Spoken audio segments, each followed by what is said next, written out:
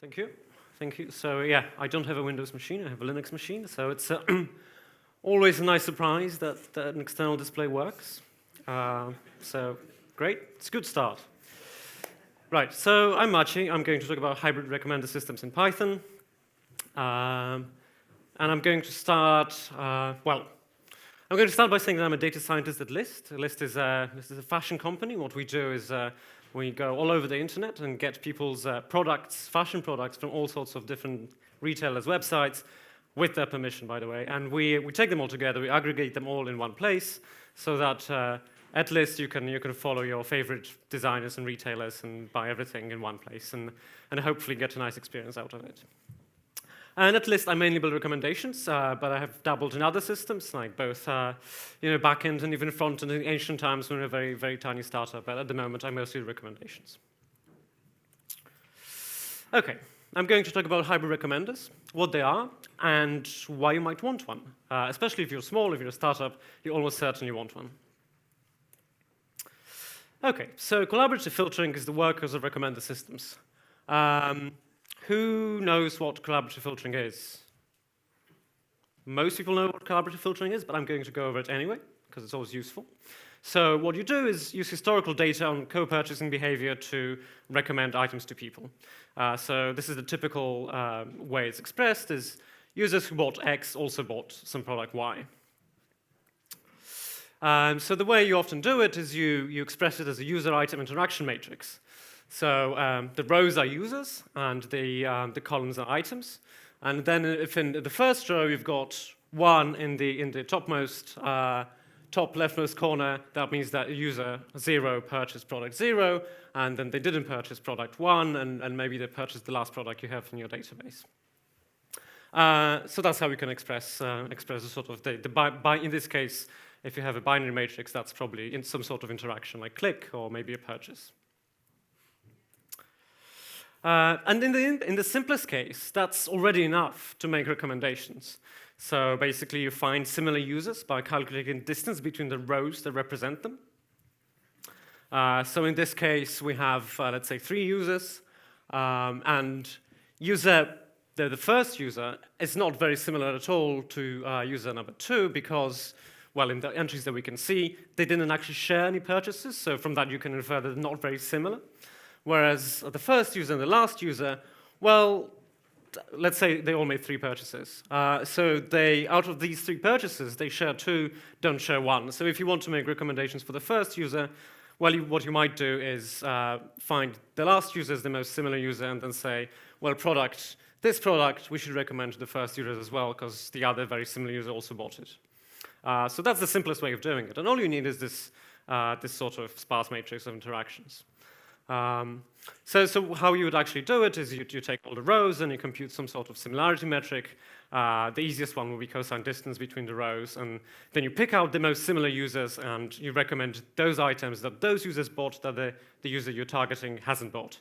And you weight the recommendations by how similar the users are. So the more similar a user is, the more their purchases should influence your recommendations for the user you're interested in. So that's collaborative filtering. Basically, you use past interactions to recommend new items. Most applications of this actually use some sort of matrix factorization. So you don't actually use the distance computations, you don't use a raw matrix, but what you say is, well, we have this very sparse matrix, which is very lots of entries, lots of dimensions, but it's actually an expression of a lower rank, sort of lower rank structure, and you represent that matrix by the multiplication of 2 lower rank matrices, U and P, which as rows have sort of the latent vectors for your users and items. So you fit this matrix to approximate your original interaction matrix as closely as possible, and out of imposing the lower rank structure, you get missing entries filled in. It's like a sort of reproduction problem. And this works reasonably well, or rather remarkably well, if you have a lot of data. So there are a couple of nice properties. One is domain agnostic. You don't need to know anything about the users and items. And this is particularly useful if, let's say, you're providing recommender systems to people. Doesn't matter who comes to you. You don't need to know what their domain is. You just deploy the algorithm that you know that works, and you don't need to know whether you're trying to sell newspapers or fashion products or soft drinks. It works for you just fine. It's easy to understand and implement. It's even easy to explain to users. You can actually explain your algorithm to end users on your website, and they'll be happy with that. It's the chief component of the Netflix Prize-winning ensemble. So if you're not familiar with the Netflix Prize, a couple of years ago, almost 10 years ago actually, Netflix said we have this algorithm for recommendations. Can you please come to us and submit solutions that will improve it? And if you do, we'll pay you a large sum of money. And my matrix factorization was one of the key algorithms that came out of this, for better or for worse. And the last thing is it yields nice low-dimensional item representations. It's useful if you want to do related products. So if you wanted to, if you just had the sparse interaction matrix and you wanted to find out which items are similar to other items, you'd have to do these very high-dimensional sparse dot products, which isn't very easy to do, and it's not very handy. If you use matrix factorization, your factor matrices, they have these nice, compact, dense vectors. You can just multiply them together, and that's very handy. But what if your data is sparse? What if you have a huge product inventory? What if you have short-lived products? So let's say you want to do recommendations on news articles, and really the only relevant news articles are the news articles that appeared in the last 4 hours or 4 days. And then having this, in the 4 hours or 4 days, unless you have a huge amount of users, you're not going to accumulate a huge amount of co-interaction data. And then once they're older than 4 hours, you don't care anymore. So even if you have a lot of data, they're not really a valid target for recommendations. If you have lots of new users, so let's say you're a startup or you're growing massively, or maybe you're not a startup, you're not growing massively, but you don't really record information about who your users are, or maybe most of the browsing sessions are anonymous and they're not actually logged in. So then you don't have that much data on who those users are. You don't know what they bought previously. And if you don't know this, you can't really apply collaborative filtering very easily because you don't know who they are, don't know what the purchases were, you can't find similar users. Most users haven't bought, most items haven't been bought. If you have very sparse data, can't compute similarities. So on a problem like this, when you have a very sparse interaction matrix, when you have new items, new users, if you try to do matrix factorization, you're not going to go very far. It will perform no better than random. And I'm speaking from personal experience, at least. Fashion, we have loads, because we're an aggregator, we have loads and loads of new products coming onto the site every day. We also deal in fashion, and in fashion you have a certain number of products which are sort of evergreens. You always want sneakers or white t-shirts, but a lot of products are seasonal. They're the newest collection, and they're only really useful to you and to your customers when they're fresh. So if you want to do traditional matrix factorization in that setting, you're not going to go very far, and you're going to waste your time. If somebody has any stories that contravene what I'm saying, I'll be very happy to talk to you later. So what you can do instead is use content-based models. What you can do is collect metadata about items, so you start learning about things. So you know this news article is on a certain topic or contains certain words, or this fashion item is a shoe or a dress. And then you can, in the simplest case, construct a classifier for each user. So you take data on what a given user interacted with in the past, and then basically build a classification model for them. So this user always clicked on articles about football, therefore this is an article about football, therefore it should be recommended to that user. And you can do this using any tool. You just take the interaction, let's say fit sklearn and logistic classifiers for every user, and you have a reasonable content-based model to make recommendations.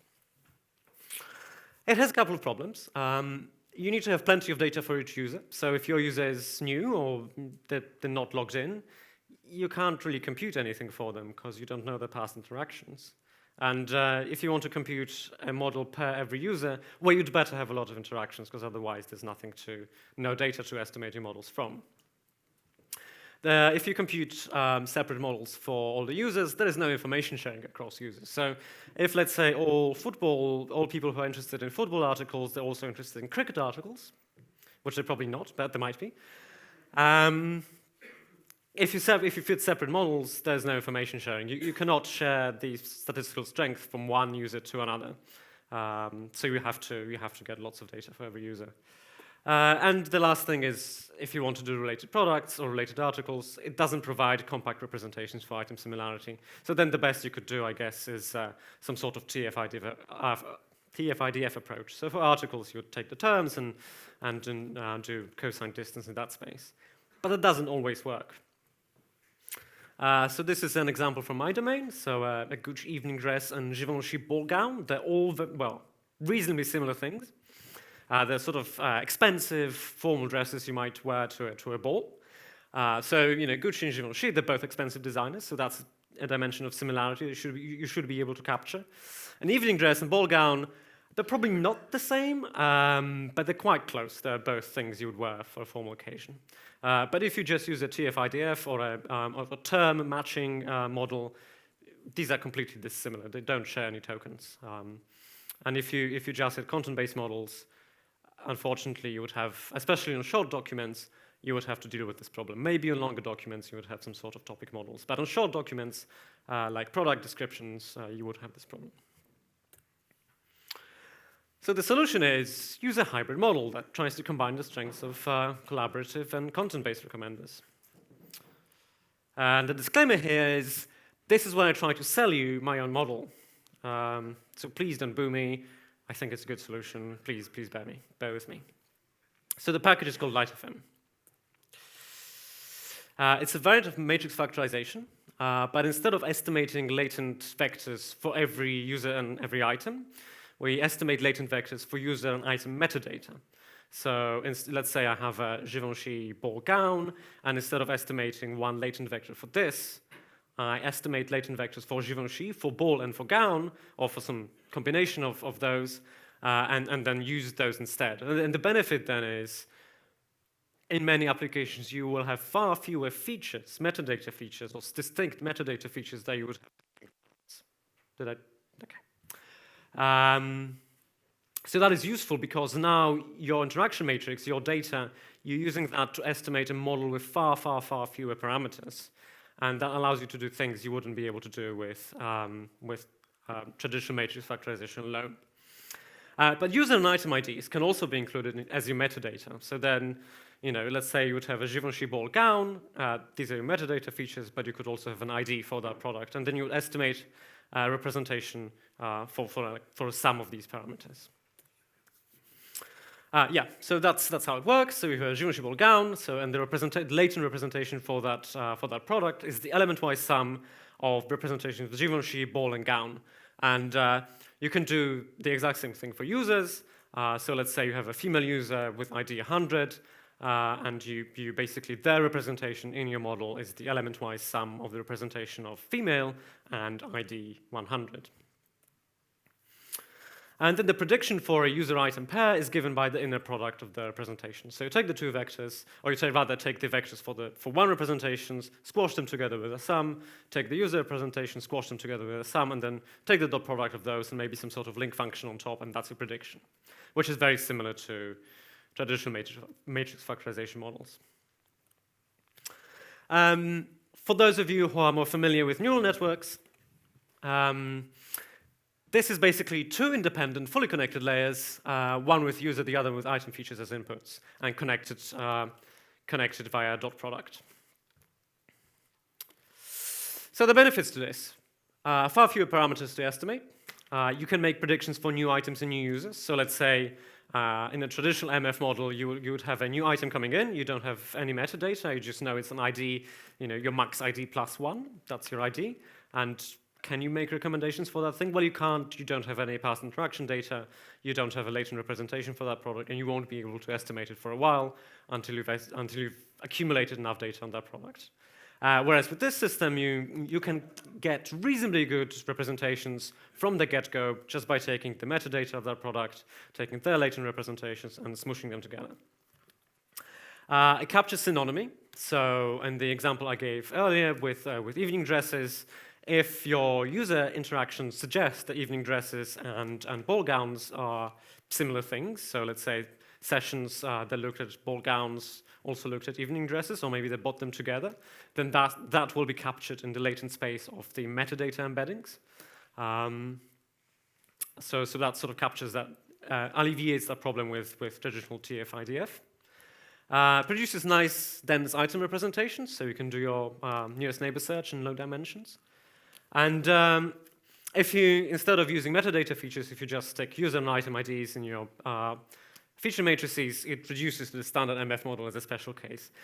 And that's actually quite a nice feature of this model, because what it means is it will work well on a range of problems. So from your extremely sparse things, when you don't have very much metadata, very much interaction data, and then you need to use metadata to get anything, it will work well there, but it will also work well on intermediate problems where you don't have quite enough. Let's say you have a fair amount of users who are warm start, but some new cold start users, it will work there, but it will also work very well in traditional high density data scenarios, because it just reduces to a traditional model. Yes, so you can use it without fear. That's probably a lie, but yeah. So just a simple example, like the cross-validated data set. So this is the part of the Stack Exchange network for like statistics and machine learning questions. And we take the data from there. They publish all the data. You can download it on the internet.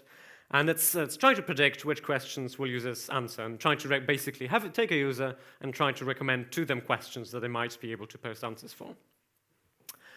It's a ranking task, so we'll measure the area under the curve, which this is a binary task. So basically, this could be interpreted as saying, well, what is if we have AUC of 1, then 100% of the things that people could actually answer will be ranked above the things that they couldn't answer. If we have half, then basically our ranking is random. We cannot differentiate between the things that they're able to answer and the things that are unable or didn't answer. So with pure collaborative filtering, I ran LightFM on that, and then the AUC is 0.43, which is somewhat surprising. You'd expect it's just 0.5, but it's worse than random. I presume that this is because you've got very little interaction data and lots of parameters, so it massively overfits to the training set, and then it's horrible in the test set.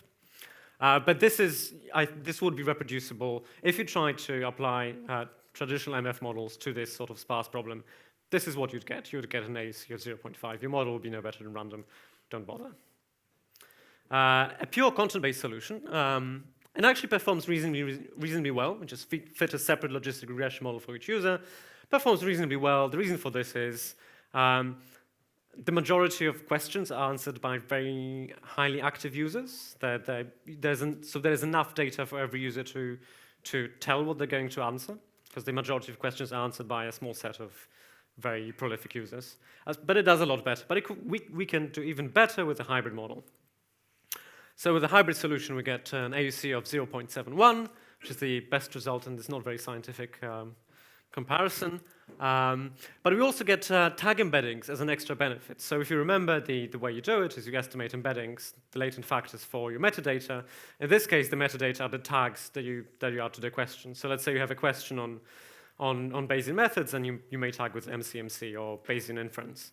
And these are the metadata features that you use to fit these models. And if you run the LightFM model using the hybrid solution, you get this tag similarity sort of information. So if you take the tag Bayesian, and if you try to get the other tags that are most similar to them, the embeddings are most similar in the cosine distance sense, you will get MCMC and variational Bayes, which is just reasonably close. If you try survival, you get stuff like Cox model, odds ratio, and Kaplan-Meier, which are all terms related to survival models.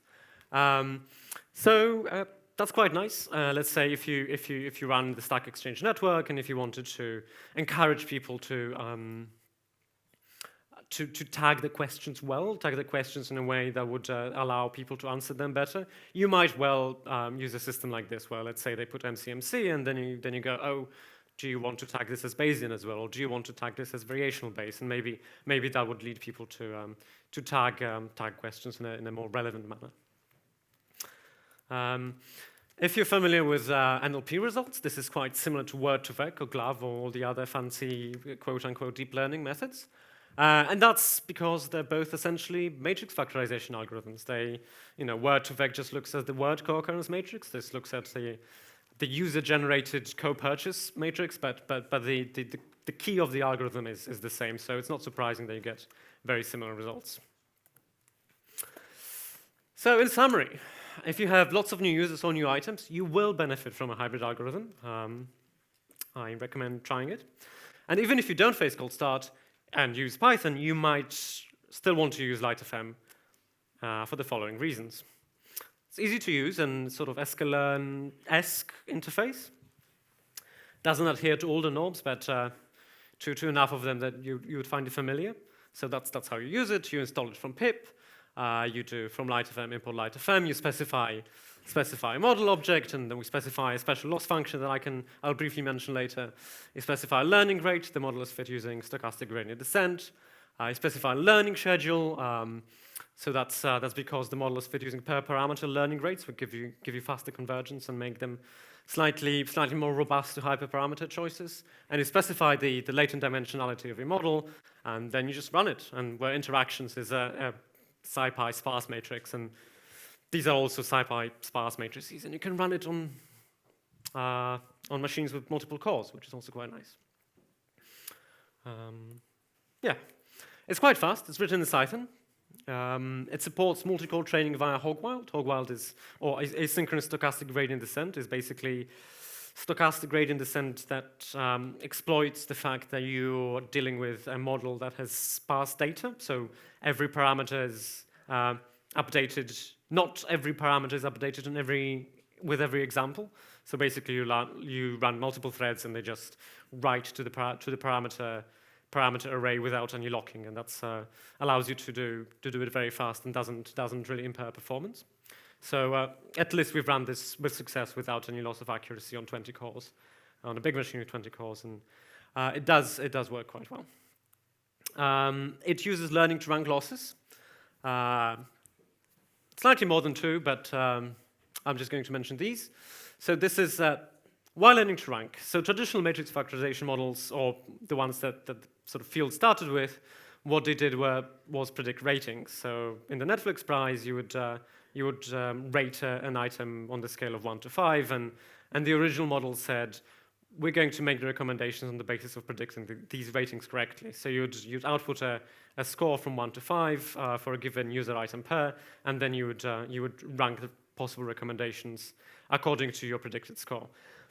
But that's not actually how recommender systems work. The way recommender systems work is you present a user with a ranked list of alternatives, and then if what you really care about is the top of the list, it doesn't matter if your model gets things wrong at the tail of the list, because the user never sees the tail of the list. So what you do is you use these learning to rank approaches to firstly reflect the fact that you actually care about a ranked list of alternatives, and secondly to make the fitting procedure better for the top of the list. So BPR is it's called Bayesian personalized rating. It's quite an established technique now. Basically, what it does is it has a triplet loss. You take a user, you take an item that we know that user liked, and we take an item that we either know the user didn't like, or we don't know whether the user would like. And basically, what we try to do is make the score for the item that's a known positive higher than the negative.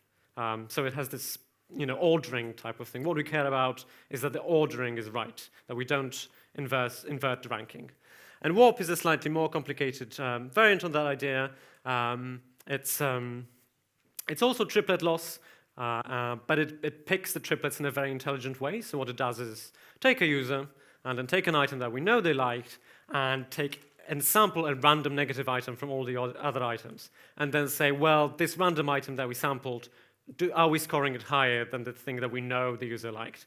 If you're not scoring it higher, then you just move on. You sample another item and say, are we scoring this item higher? And you do this until you find an item where the ranking is inverted. So the negative item outscores the positive item. And then you say, well, in this case, the model is wrong. And then you perform a stochastic gradient descent update to make the ranking, to correct this ranking inversion. So that works remarkably well, even compared to BPR. It's a very clever system. And it may be slightly slower to train, but it really gives you much better results. Yes, that's. I guess that's what I was just talking about.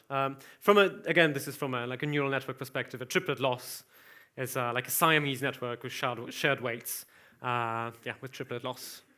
If you're familiar with neural networks, that will sound familiar. And finally, we've got per parameter learning rates. So ada grad and ada delta, again, that's something that's used in the various neural network optimizers. What it does is, in stochastic gradient descent, you have this hyperparameter called learning rate, which basically governs how quickly your parameters update as you fit your model. And what you might not want to do is make all the parameters update at the same rate. Because let's say you have the intercept, which is updated in every single iteration, and after a while it will have converged to a reasonably optimal solution, and you don't want to keep updating it very often. So you want to reduce the learning rate for that parameter. On the other hand, in sparse data, you may have lots of parameters which are updated very infrequently. Let's say for a very rare feature, and then you might want to keep the learning rate quite high for that parameter, so that the model gets to a reasonably optimal solution for all the common parameters, but still keeps learning at a reasonably fast rate for the rare parameters. And this is what both of these give you, and the choice is there just to pick the one that works better for your particular problem. You install it from pip. It's all on GitHub. I'm happy to fix things. You may have problems if you run OS 10, but I'll try to help you out. But if you're running Linux, it will work out of the box. And there is a Docker container. So if you're on OS 10 and you use Docker, just pull the Docker file, a Docker compose build, and it'll work for you. And that's the end of my talk. Thank you very much. And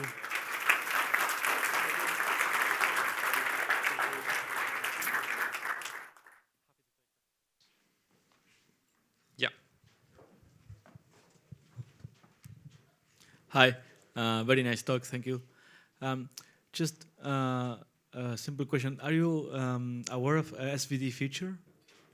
It's a model that seems to be very similar to what you just proposed. I want to know if there is any difference, but... I'm not familiar with it. Okay. We can discuss it later, and you can tell me how it's absolutely. different. Thanks. I guess what I should say, you shouldn't think this is particularly novel as an algorithm. It's, as I said, it's just basically a neural network with triplet loss connected in the middle. But it's probably, there aren't very many implementations. So yeah. Okay, thank you.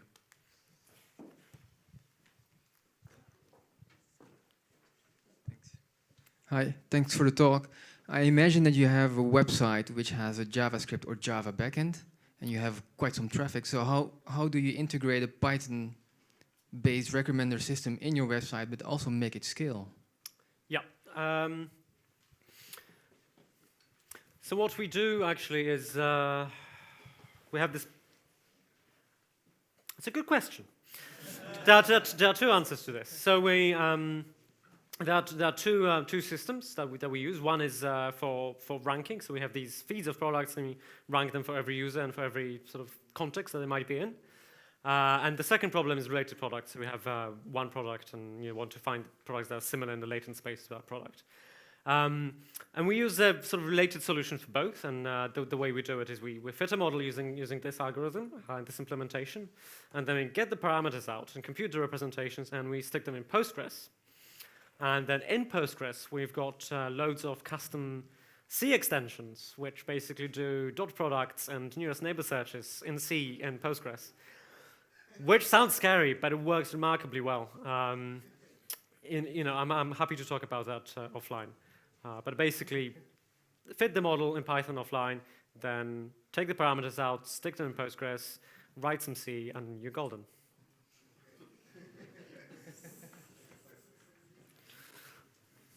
Okay, thanks for that. I really enjoyed it. But I have a question: is that how do you deal with the time effect? For example, somebody bought a product 2 years ago. It doesn't mean that still he likes that type of product. So how do you update or give a higher priority or to the more recent transactions than the 2 years ago? Right. I mean, I guess you could have a twofold answer. One is you just use heuristics to get around this sort of thing. So let's say you maybe want to fit your model over a rolling window, or maybe you want to decay past observations. and include them with a, let's say, with a sampling procedure where you include them with a certain probability, and the probability gets lower as these observations get older. So that's one answer. Like when you're doing a production system, maybe that's good enough for you. I guess if you're a researcher or this is a really important problem for you, then maybe you'd want to adapt the fitting procedure or or your objective function to reflect that sort of the temporal nature of your data. And for warp, for instance, maybe the sampling procedure that it uses could be changed in such a way as to help satisfy that objective. But I don't have any particular insights on this.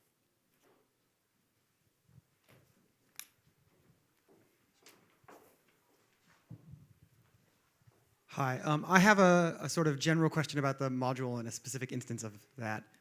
So, does your library have facilities to help with testing different modeling approaches? And then, in particular, I'm curious about effects on diversity of the recommendations between your hybrid approach and CF, especially maybe across different metadata possibilities, and how that might affect diversity and popularity in the results. Thanks. Right. Does the package have any facilities for evaluation? The answer to this is no. I guess there are two reasons. One reason is this is a package that does one thing. Let's just keep it to estimating the model. The second reason is you can, like using the rest of the Python data ecosystem, you can use scikit-learn, and it has all the all the evaluation you need. It has AUC, and I think it has MDCG, so you can run your own solution with that. It's like I see where you're coming from because it's slightly painful, and I do it and I know it's painful, but at the moment you have to look somewhere else. In terms of diversity, I think you're right that if you're using metadata, especially just metadata, your results could be predictable. And you discover that this user likes shoes, and they're going to get shoes, and you're not going to get some of this stuff that you get from pure collaborative filtering approaches, where maybe some very unintuitive relationships emerge. Maybe you wouldn't get that, but this is designed for settings where you have so little data, you couldn't get those relationships out anyway. So maybe diversity isn't as good, but you sort of have bigger problems. One more?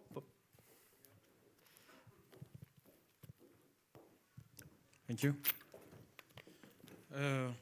After listening your presentation, which was very good, thank you, was very powerful, and it was kind of a solution that we were looking for, but in a different sector with different industry, which is real estate. When it comes to real estate, it's not like people liking books or clothes. It's a little bit different because location comes in place.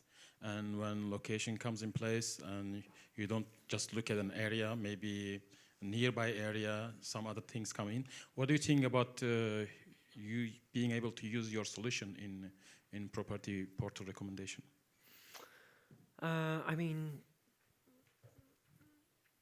I think the metadata would be quite useful. So let's say you have a property in a particular area, and let's say you denote the district as a binary feature, then you would get an embedding for that district, which would be close in the latent space to the embeddings for other districts that are relevant for users. So let's say if they look at the center of Amsterdam and some sort of, I don't know Amsterdam, but some nearby outskirt, and the people look at properties in both of these places together, then this would be reflected in your embeddings. Having said that, geographical data probably has a lot more structure to it than just this sort of stuff. So maybe you would want something that reflects this geographical structure. Maybe just binary encodings of locations, one-hot encodings of locations wouldn't be the best solution for me.